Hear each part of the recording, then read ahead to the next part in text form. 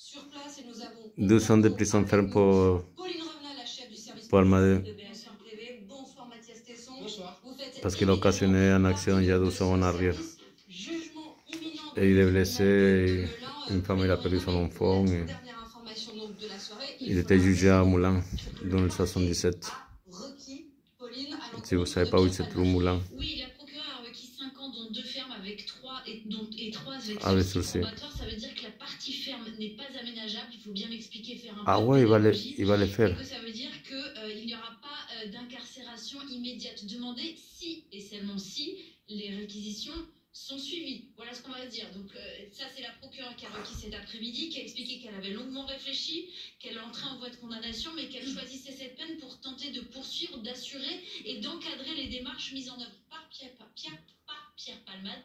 Pierre Palmade. Parce que la réflexion qu'a eue la procureure, il me semble, et je parle sous le contrôle de Mathias qui l'a entendu aussi, le papier, c'est que prénom. addictologie, ces addictions de Pierre Palmade qui ont aussi guidé sa réflexion et le réquisitoire qu'elle applique. Steven Bellery, qui est le chef du service culture de BFM TV, nous a aussi rejoint. Bonsoir Steven, parce qu'on a évidemment besoin de vous aussi ce soir pour parler de il est cette réinvention de Pierre Palmade, faire le point sur ce qu'est sa vie aujourd'hui, sa vie à Bordeaux, ses ambitions aussi pour il pauvre il est à Bordeaux, à côté de sa soeur, il s'achète une petite maison là-bas. Mais il a grossi, hein, parce qu'il a arrêté tout. À fumer, il a arrêté à boire, la drogue, tout. Plusieurs temps forts. D'ailleurs, c'est assez rare qu'une telle affaire se joue en une seule journée, non? Non, pas tant que ça finalement, puisqu'on est dans le domaine correctionnel, hein, ce ne sont pas les assises, donc il n'est pas rare finalement que des faits similaires. Ouais, c'est pas criminel, c'est pas les assises. Sur une seule journée, parce que les faits sont finalement assez simples.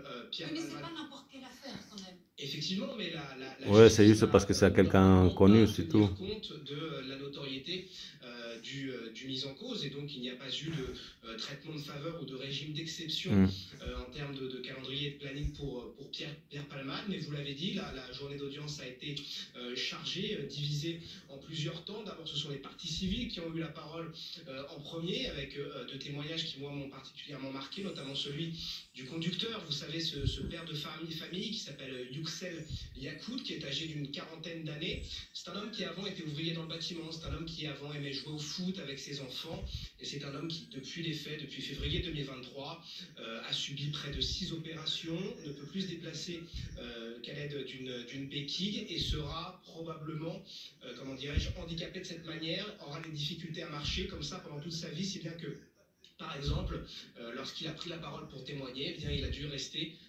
assis pendant sa déposition. Ça, c'était le premier témoignage assez fort. Et puis le second, c'était évidemment celui de cette femme âgée de 27 ans, prénommée Mila.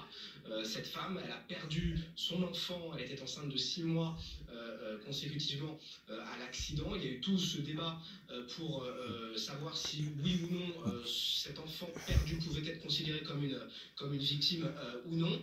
Finalement, non.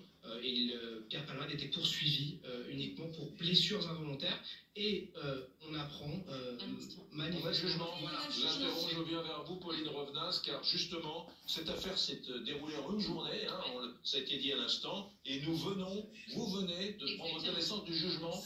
Grâce à Vincent Antighem, 5 ans dont 3 ans avec sursis probatoire, et s'agissant des 2 enfermes, eh bien, le mandat de dépôt a effet différé avec exécution provisoire. Concrètement, ça veut dire qu'il part en détention, même s'il fait appel dans la foulée de cette décision. Avec la nuance suivante, qu'il y a un mandat de dépôt qui a été prononcé contre lui, mais à délai différé. Ça veut dire que Pierre Palmade ne dormira pas en prison ce soir. Mais bientôt. La justice va se demander comment et quand Pierre Palmade peut être incarcéré. Ils vont confier ça probablement à la juridiction bordelaise, parce que Pierre Palmade habite là-bas, et donc il va falloir voir quel établissement pénitentiaire est plus adapté pour lui en raison de sa localisation géographique à Pierre Palmade, mais aussi en raison de sa notoriété, de son état de santé, etc. Il n'y a pas d'urgence à incarcérer Pierre Palmade, parce que manifestement il ne présente pas un risque de fuite. Mais l'information principale de ce soir, c'est que tout de même, Pierre Palmade devra effectuer une peine de prison. Donc, on rappelle cette peine, 5 ans de prison, dont 2 ans ferme. Quelle est exactement la différence entre ce que prononce ce soir le tribunal et ce qui avait été requis? C'est complètement conforme aux réquisitions qui ont été prononcées. 2 heures par la procureure. Pauline Revenaz, peut-on dire, puisque plane au-dessus de tout ça une question, s'agit-il d'un jugement pour l'exemple? Beaucoup de gens vont la poser cette question. S'agit-il d'une peine sévère, selon vous, ou pas? Vous qui avez l'habitude des décisions de justice qui suivaient cela pour BFM depuis longtemps. On disait que le réquisitoire était mesuré, et je vous rappelle qu'en en peine théorique, il encourait 14 ans de prison et 200 000 € d'amende, 5 ans, dont 2 fermes. C'est mesuré, ça va être motivé, ça va être argumenté, on va pouvoir décortiquer la décision. Là, c'est encore un peu tôt pour le dire, mais je dirais moi que c'est une peine mesurée à l'heure où on se parle concernant la gravité des faits et effectivement la perte aussi de l'enfant de cette femme qui est partie civile ce soir. Donc, je le rappelle, Pierre Palmade fera de la prison, Steven Bellery. C'est pas rien, c'est un coup de tonnerre. Pour lui, oui, assurément.